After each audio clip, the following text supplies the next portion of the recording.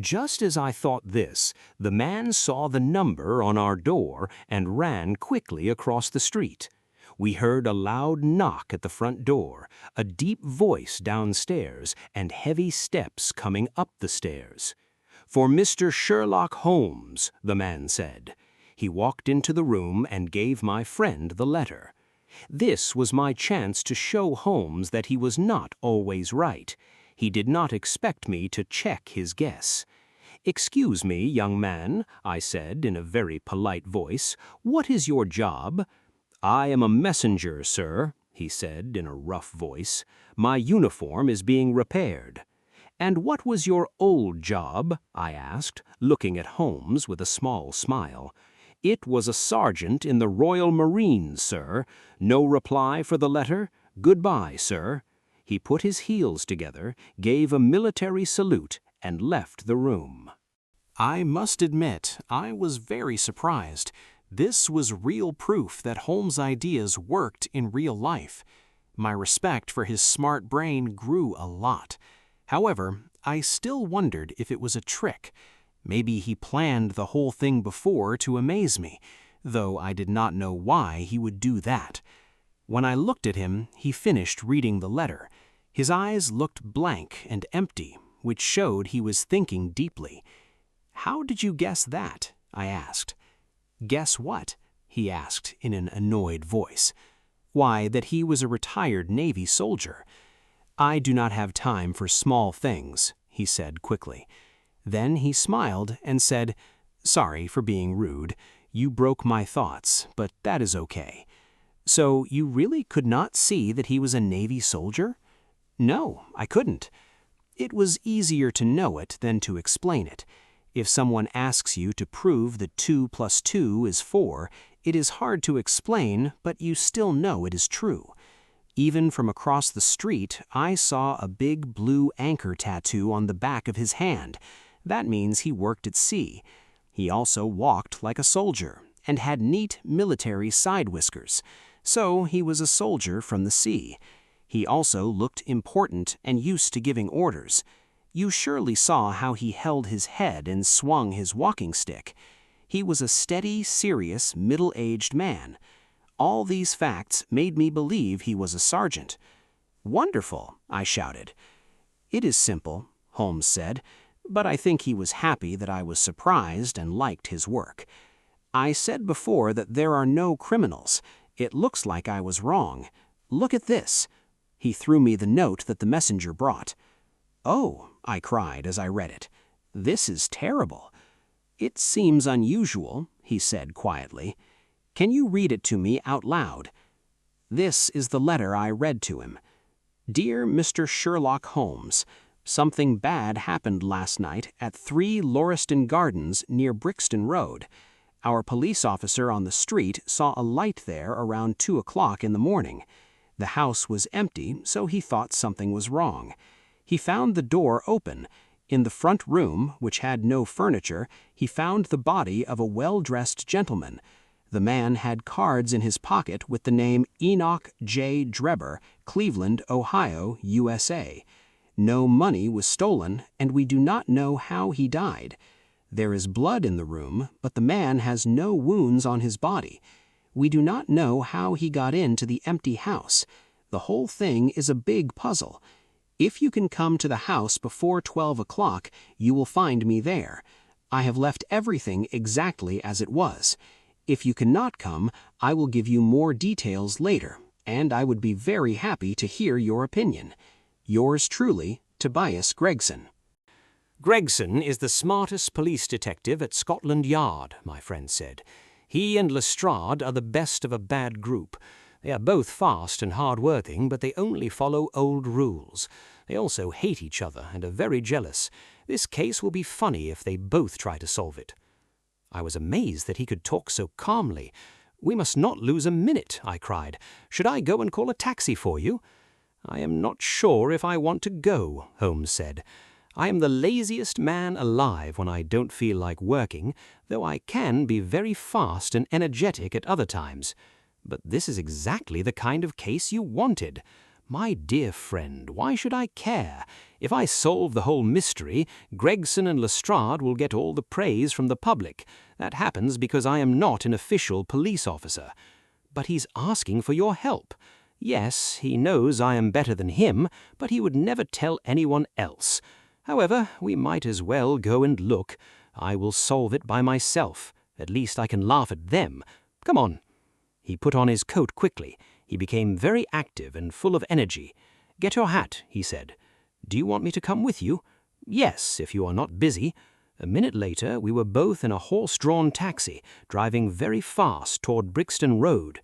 The morning was foggy and cloudy. The tops of the houses looked dark and muddy like the streets below. My companion was very happy. He talked a lot about old violins and music. I was silent because the grey weather and the sad murder made me feel unhappy. "You are not thinking much about the case," I said, finally stopping his talk about music. "I have no facts yet," he answered. "It is a big mistake to make a theory before you have all the clues. It changes how you think, and you might make mistakes." "You will have your facts soon," I said, pointing with my finger. "This is Brixton Road, and that is the house, if I am correct." Yes, that is the house. Stop, driver, stop. We were still about 100 meters away, but Holmes wanted us to get out of the taxi. We walked the rest of the way. Number 3, Lauriston Gardens, looked dark and scary. It was one of 4 houses that stood a little way back from the street. 2 of the houses had people living in them, and 2 were empty. The empty houses looked very sad and lonely, with dark, dirty windows. A few windows had "For Rent" signs on them. A small garden with some dying plants sat in front of each house. A narrow yellow pathway made of wet mud and small stones went through the garden to the street. The ground was very wet and muddy because it rained all night. Around the garden was a short brick wall with wooden bars on top. A strong police officer was leaning against this wall. A small group of curious people stood around him, stretching their necks to try and see what was happening inside. I thought Sherlock Holmes would run into the house immediately to look at the mystery, but he did not. He looked very relaxed and unhurried, which surprised me. He walked slowly up and down the sidewalk. He looked at the ground, the sky, the houses opposite us, and the wall. After looking at everything, he walked slowly down the grass next to the muddy pathway. He kept his eyes fixed tightly on the ground. He stopped 2 times. Once I saw him smile and heard him make a happy sound. There were many footprints in the wet mud. The police had already walked up and down the path, so I did not think Holmes could learn anything from it. Still, I knew how smart he was, so I was sure he could see many clues that were hidden from me. At the door of the house, a tall man with a pale face and yellow hair met us. He held a notebook in his hand. He ran forward and shook Holmes's hand very warmly. "Thank you so much for coming," he said. "I have not touched anything inside." "Except for the path outside," my friend answered, pointing at the mud. "It looks so messy. It looks like a group of wild animals walked here. But I am sure you looked for clues, Gregson, before you let everyone walk on it." "I was very busy inside the house," the detective said, trying to avoid the question. "My partner, Mr. Lestrade, is here. I thought he was watching the path." Holmes looked at me and raised his eyebrows with an unkind smile. "With 2 smart men like you and Lestrade here, there will be nothing left for a third person to find," he said. Gregson rubbed his hands together proudly. "I think we did a good job," he answered. "But it is a strange case, and I know you like these kinds of things." "Did you come here in a taxi?" Sherlock Holmes asked. "No, sir." "Did Lestrade?" "No, sir." "Then let us go and look at the room," Holmes said. This random question surprised Gregson. Holmes walked quickly into the house, and Gregson followed him. A short, dusty hallway with a wooden floor led to the kitchen. There were 2 doors, one on the left and one on the right. One door was locked and had been closed for weeks. The other door led to the dining room. This was the room where the strange murder happened. Holmes walked in and I followed him. I felt a bit sad and nervous because a dead person was inside. It was a large, square room. It looked even bigger because there was no furniture inside. The walls had cheap, bright wallpaper, but it was dirty and green with age. In some places, pieces of wallpaper were peeling off, showing the yellow wall underneath. Opposite the door was a fancy fireplace with a fake white marble top. A small piece of a red wax candle was sitting on the corner. The only window was so dirty that the light inside was dim and gray. Thick dust covered everything in the room. I noticed all these small details later. At that moment, I looked only at the scary, still body lying on the wooden floor. His empty eyes stared up at the dirty ceiling. He was a middle-sized man, about 43 or 44 years old, with broad shoulders, curly black hair, and a short beard. He wore a heavy, expensive black coat, light trousers, and a very clean collar. A neat top hat sat on the floor next to him.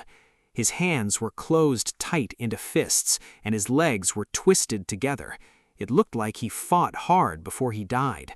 His face looked frozen with a terrible look of fear and hatred. His low forehead, flat nose, and big jaw made him look strange, almost like a monkey. I have seen many dead bodies in my life, but this was the scariest one. Lestrade, a thin detective who looked like a small hunting animal, stood by the door. He said hello to Holmes and me.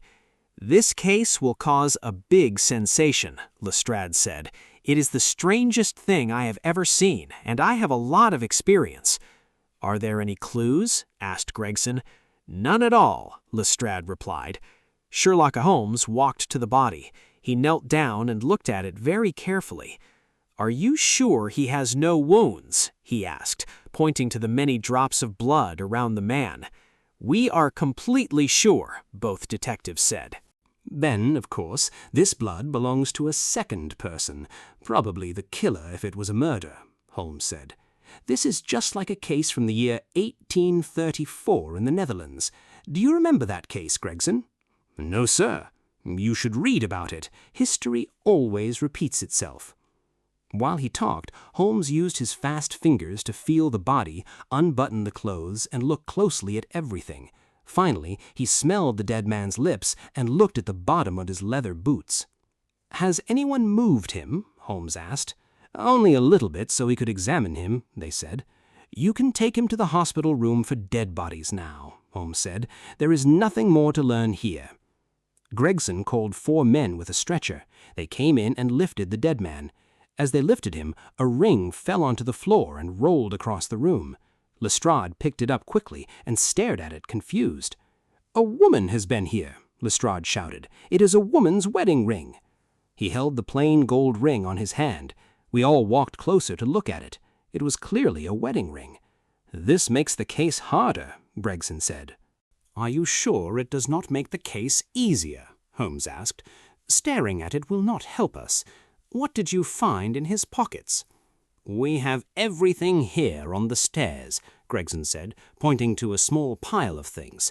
"A gold watch and a heavy gold chain, a gold ring and a gold pin shaped like a dog's head with red stones for eyes, a leather card case with cards that said Enoch J. Drebber, no wallet, but some loose cash, about £7, a small book with the name Joseph Stangerson written inside, 2 letters from a ship company about boats leaving for America. It looked like the man was planning to return to New York." "Did you look for this man named Stangerson?" Holmes asked. "Yes, immediately," Gregson said. "I put notices in all the newspapers, and I sent a policeman to the American office in London to get information, but he is not back yet. Did you send a message to the police in Cleveland, USA?" "We sent a telegram this morning." "What did you ask them?" "We just told them what happened and asked for any helpful information." "Did you ask them about any specific important details?" Holmes asked. "I asked them about Stangerson," Gregson said. "Nothing else? Is there no other important clue in this case? Will you send another message?" Holmes asked. "I have told you everything I need to say," Gregson replied in an angry voice. He felt insulted. Sherlock Holmes laughed quietly to himself. He was about to speak when Lestrade came back into the hole. Lestrade had been in the front room. He rubbed his hands together proudly and looked very pleased with himself. "Mr. Gregson," Lestrade said, "I have just found something very important. Anyone else would miss it, but I examined the walls very carefully." The little man's eyes shone with excitement. He was very happy because he found a clue before Gregson did. "Come here," Lestrade said, walking back into the room. The room felt better now because the dead body was gone. "Now stand right there."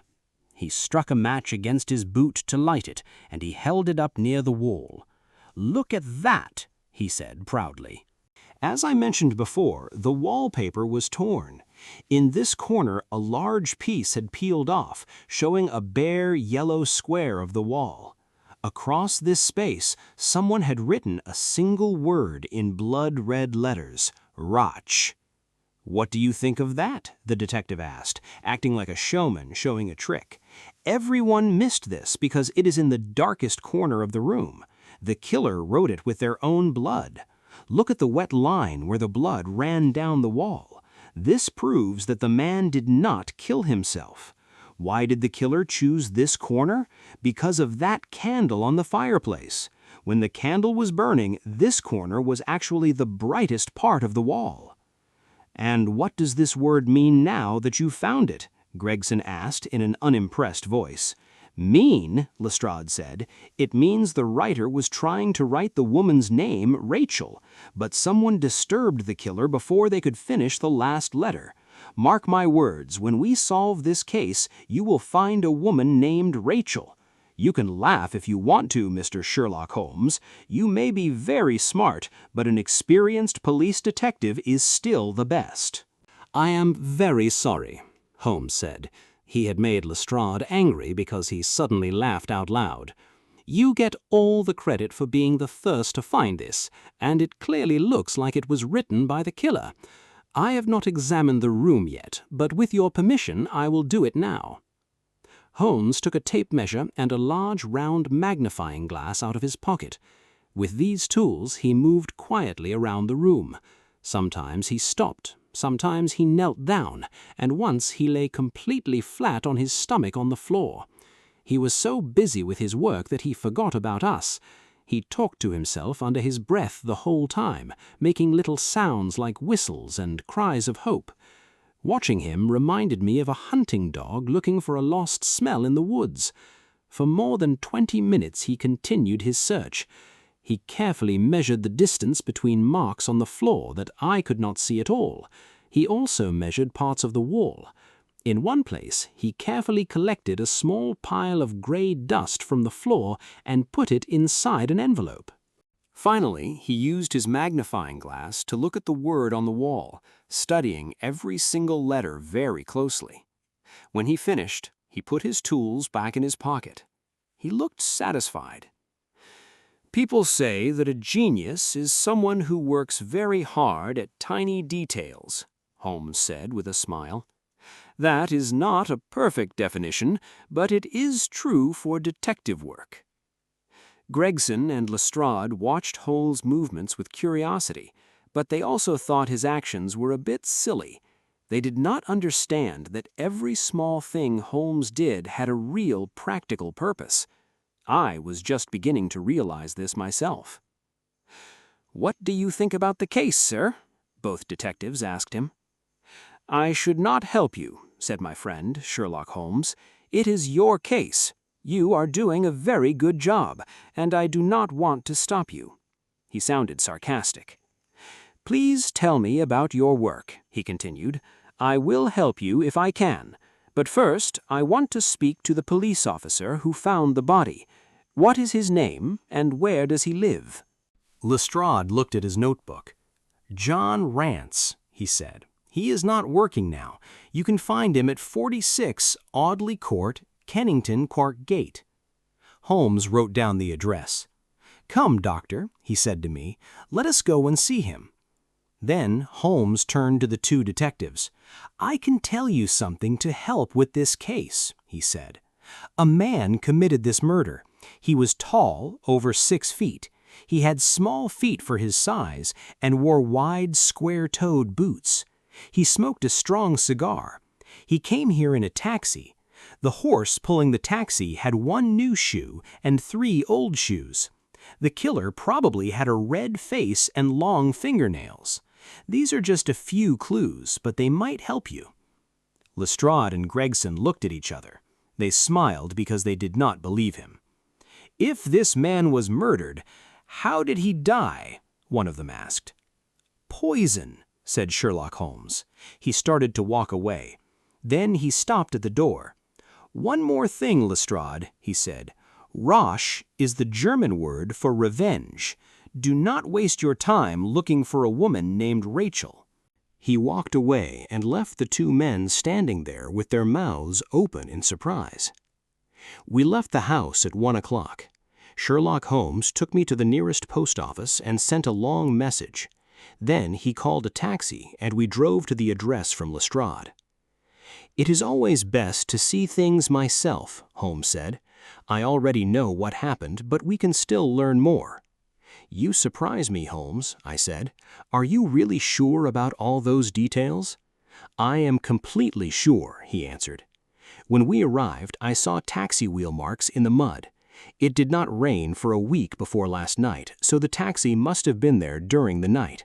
I also saw horse tracks. 1 hoof mark was very clear, which means the horse had 1 new shoe. The taxi brought the 2 men to the house at night."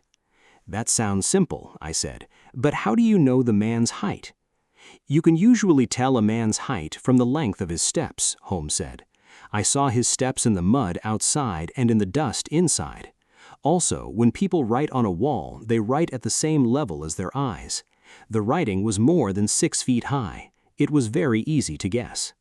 "And his age?" I asked. "A man who can jump across a big puddle easily is not old," Holmes said. "The man with nice leather shoes walked around the puddle, but the man with square boots jumped over it. I am just using simple observation. Is there anything else you want to know?" "What about the fingernails in the cigar?" I asked. "The words on the wall were written with a finger dipped in blood," Holmes explained. "My magnifying glass showed that the wall was scratched. This means the man had long fingernails. I also found some gray ash on the floor. Only a specific strong cigar makes that kind of ash. I have studied cigar ash a lot. I can recognize any type of tobacco immediately. That is why I am a better detective than Lestrade and Gregson." "And his red face?" I asked. "That was a guess, but I am sure I am right," Holmes said. "Do not ask me about that yet." My head felt tired from thinking. "I am confused," I said. "The story is getting more mysterious. Why did they go into an empty house? Where is the driver? Why did the man take poison?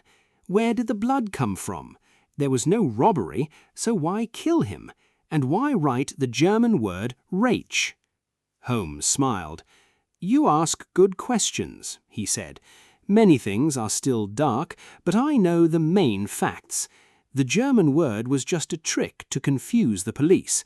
It was not written by a real German person. A real German writes the letter A differently. This was a bad copy. The killer wanted to trick us." Holmes continued, "I will not tell you any more, Doctor. People do not think a magician is special after he explains his trick. If I tell you everything, you will think I am just an ordinary man." "I will never think that," I replied. "You have made detective work a real science."